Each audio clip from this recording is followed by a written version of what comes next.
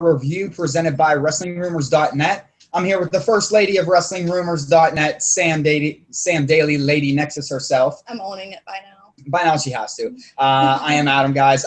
Please make sure you're checking out everything at WrestlingRumors.net. We have a bunch of articles getting ready to go up right now. Sam, let's get to the Raw review. Our number one seemed like it was really the Seth Rollins-Dean Ambrose show. I mean, they were on camera the entire time. We didn't get our first actual match until 30 minutes into the show. We started off with Rollins coming out to a promo, basically bragging a little bit about how he did it. He did it on the ground. Let me see. What else? I thought we were getting back talk on there. Okay. Let's see. So Dean Ambrose interrupts his promo. Sorry about that, guys. I thought we were getting back talk. Dean Ambrose interrupts his promo. Comes out, basically, challenges him to another match. Instead, Seth Rollins runs away. They cut a backstage promo with him, Triple H and Stephanie. In the meantime, Sheamus comes out, and they have Sheamus and Dean Ambrose have a match. Sam? I mean, it was okay. The memes that came out of that match were pretty funny. I thought it was. I liked the backstage stuff. There was another one with J&J too, and I got really excited when Orton came out. Well, right. At the end of the match. Yeah, that was a nice little swerve. That was a nice little swerve on that.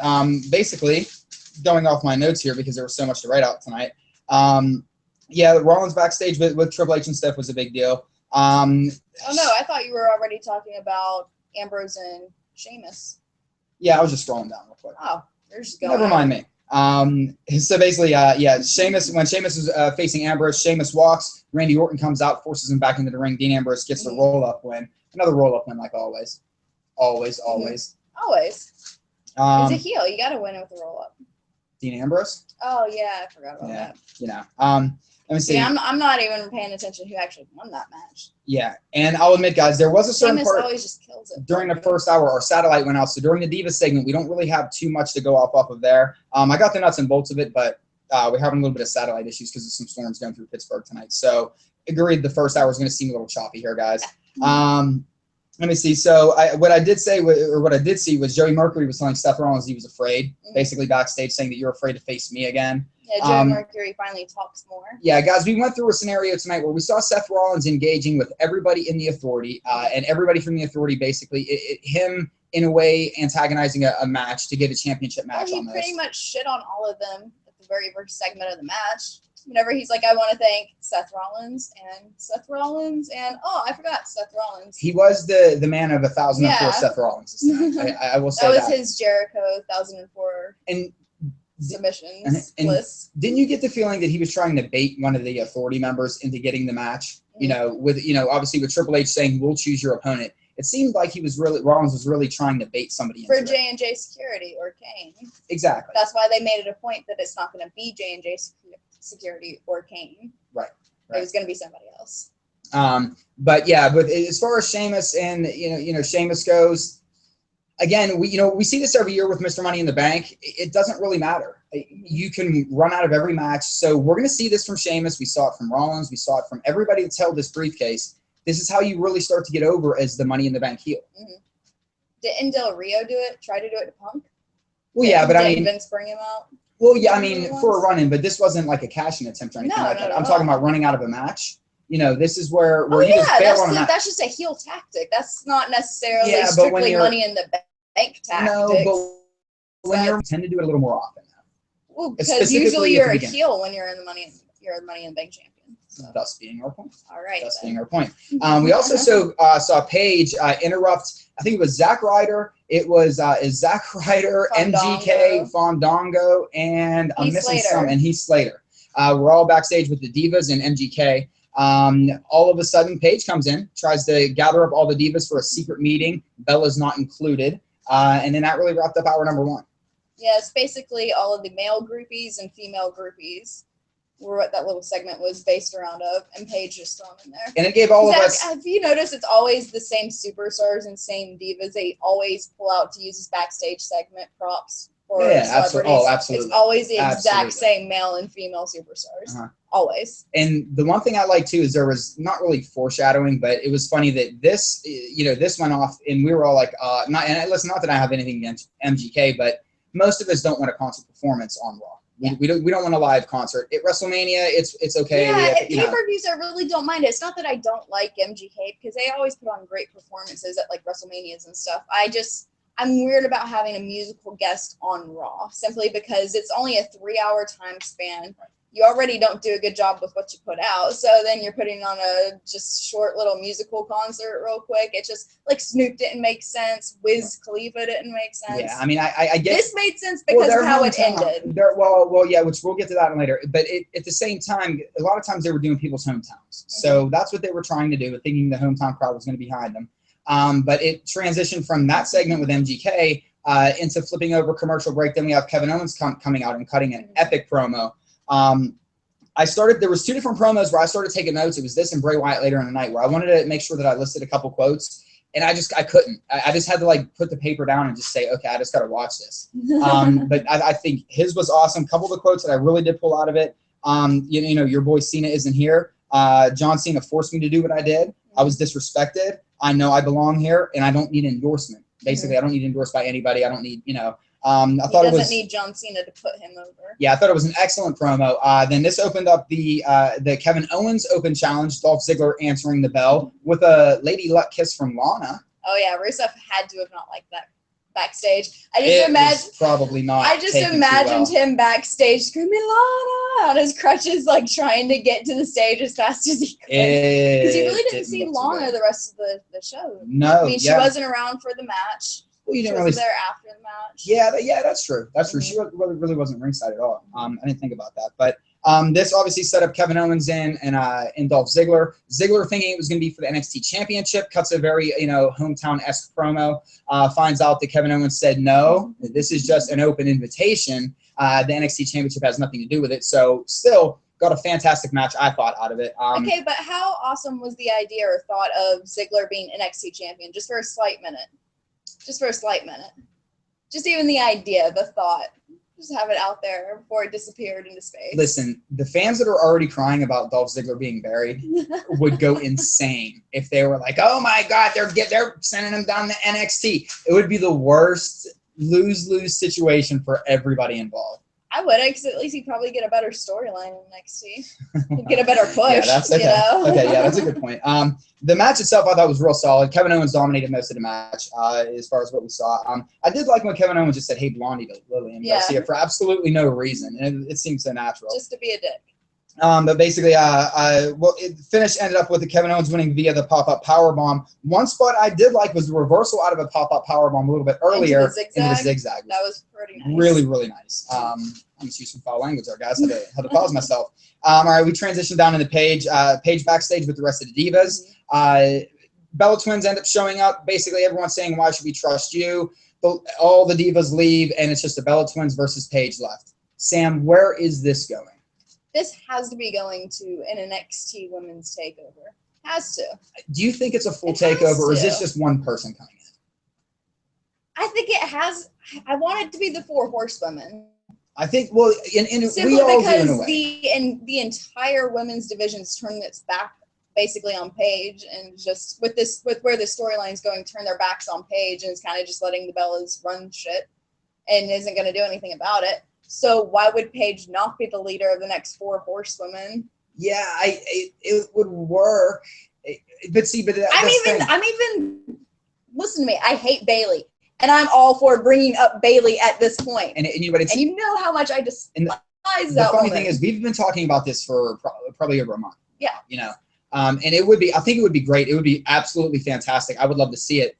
There's the concern that would be, or the opposition would say, well, what happens then? Because we thought about this. We talked about this. Mm-hmm. What happens then? Because you're really thinning out the NXT divas or the NXT women's division. Yeah, well, think of how many NXT women that you don't see on NXT television that have been training there for so long that need to be pulled up to that NXT roster. So you kind of need to thin out your NXT women's division right now.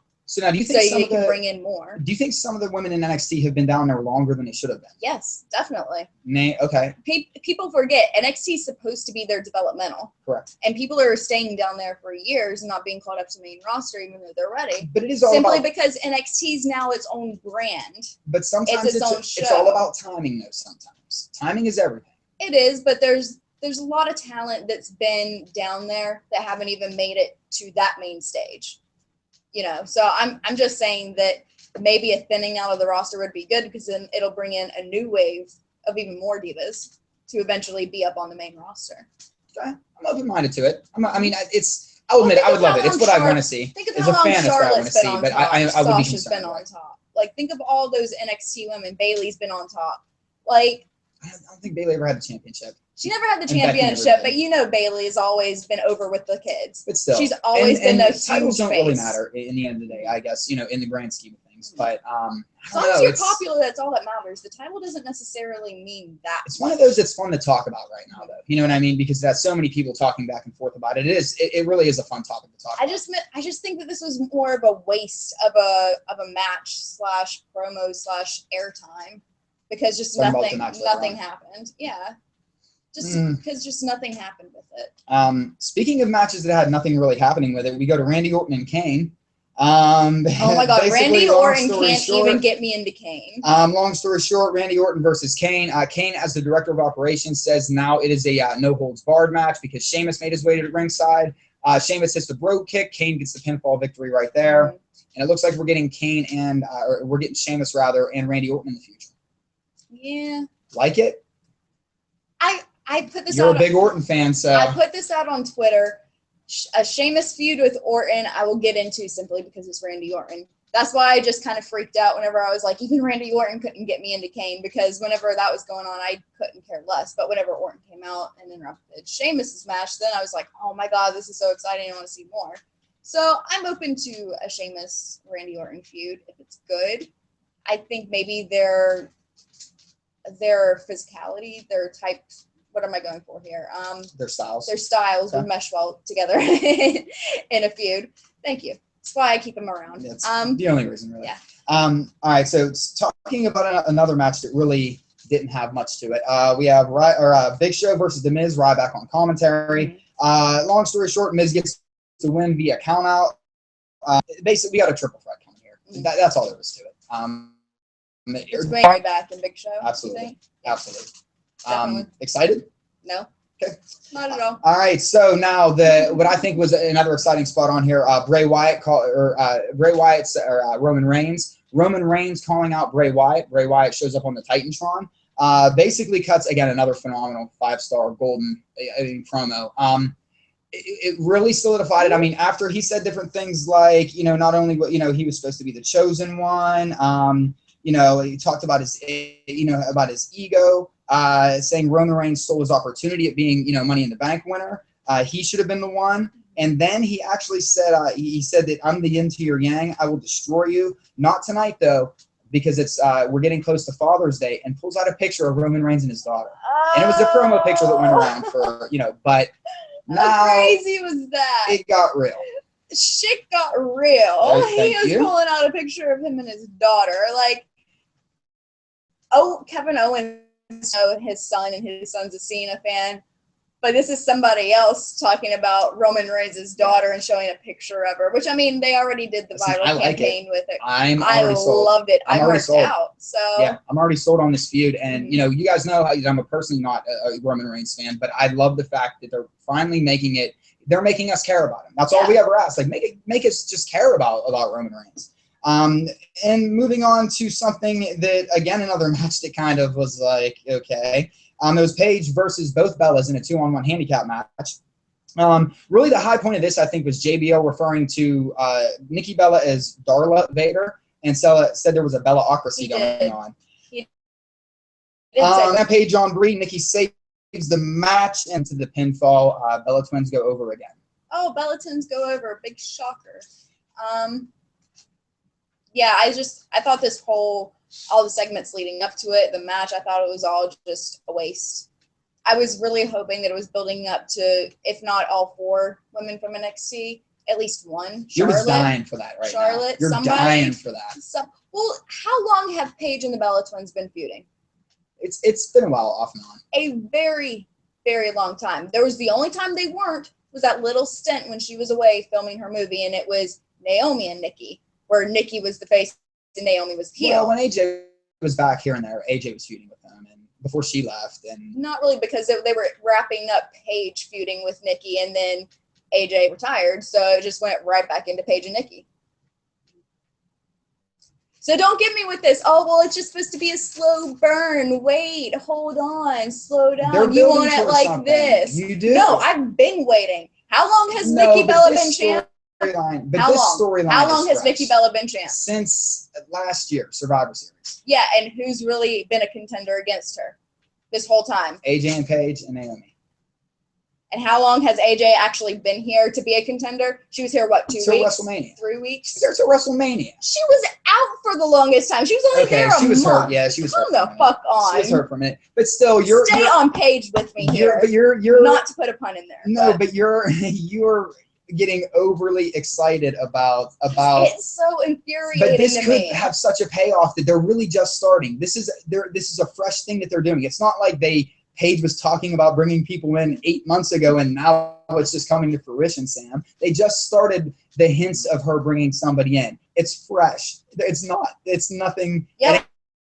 It's not fresh. So. Well, here's what was fresh. It wasn't MGK. It was Kevin Owens powerbombing MGK off the stage after MGK's performance. Again, nothing against MGK, but this was hysterical to me. I also thought Kevin Owens, when he kicked him into like 4 Thursdays from now. It was horrible. That was definitely my spot of the night. So after that, we had New Day bringing out the power of positivity against PTP and Neville in a 6-man tag.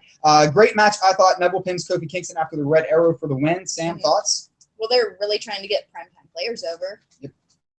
Putting him with someone like Neville is just insane. Backstage segment with Dean Ambrose and Kane. Dean Ambrose is throwing darts at a picture of Seth Rollins, by the way. And basically they start going back and forth about not being the champion. I was the champion. And this really was all about Dean Ambrose addressing that Kane isn't who Kane was. Mm-hmm. Kane is now corporate Kane. He's not the devil's favorite demon. He's not with Paul Bearer. And even Seth Rollins brought up his family, Kane, Paul Bearer and The Undertaker, and made Kane a little... So is this planting the seeds to him going back to Demon Kane? Absolutely.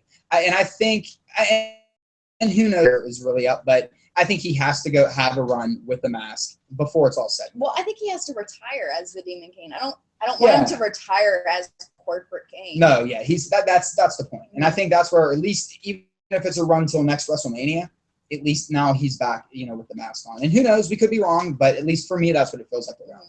Okay. Yeah, I'll definitely go with that. All right, now the big thing at the end, this was the announcement. Who is going to challenge Seth Rollins for the WWE World Heavyweight Championship at Battleground? Triple H came out and made sure that we knew it was not anybody in the Authority. It was not J&J. It was not Kane. It was not going to be Dean Ambrose. Seth Rollins comes out and said, who's it going to be then? Because basically I proved everybody wrong. I can beat anybody on the roster. And little do we know, Brock Lesnar's music hits. He is reinstated, and he is the new #1 contender, and will face Seth Rollins at Battleground. Sam? I don't know. Everyone knows I have mixed feelings on this because I don't know if I want Brock Lesnar back in the title picture, because I believe if they put him in the title picture, they have to give it to him. It just really wouldn't be that believable unless Seth Rollins had help. No, they don't have to give it back to him. They don't necessarily. I mean, they don't really. Something could, for how many screwy finishes we've been seeing recently. They don't. How many dusty finishes we've been seeing recently? No, I think that's starting to get overused a little bit, because now everything's a dusty finish. But no, I think that no, there's been so many chaotic finishes. Mm-hmm. Absolutely, I can see Seth Rollins, going in the SummerSlam as champion. I don't know. Maybe Lesnar does get the win. I don't know. This leaves it pretty wide open, because I know you didn't want him in the picture at all. Not really. Where do you think they go from here? Because, and guys, how this really ended was there was a big stare down between Brock Lesnar and Seth Rollins. Seth Rollins kind of tucked his tails between his legs, as the heel should, and exited the ring and just walked up the ramp. I don't know. It's gonna be an interesting road to Battleground, especially with Lesnar wrestling Kofi Kingston in a couple weeks too. Yeah, that's one I don't really understand, but we'll see how well it turns out. I understand it, because it's going to be unbelievably awesome. That's what I understand about it. I just want him to be throwing Kofi somewhere, and Kofi do one of his Kofi spots, like he throws him and he lands on his feet on the railing, and then something crazy. That's what you're setting up. All right, Sam, your spot of the night was definitely Owens powerbombing MGK. Yeah, probably for me too. Yeah, I'm sorry. As a fan, that was great. It was hilarious. I couldn't stop laughing. All right, let her grade this Raw. I'd give it An A. An A. I will give it a B plus as my dog is barking. Sam, why not? All right. No. Well, Hold on, I guess. right. Check that. No, Raw really wasn't that good. I'm going to give it a C plus. Yeah, I just really wasn't that thrilled with it. So before our dog loses his mind, Sam. Thanks everybody for watching, and I hope you guys come back next week for another Raw review. Check us out on WrestlingRumors.net, guys. Please subscribe to this very channel, and we'll see you guys next week.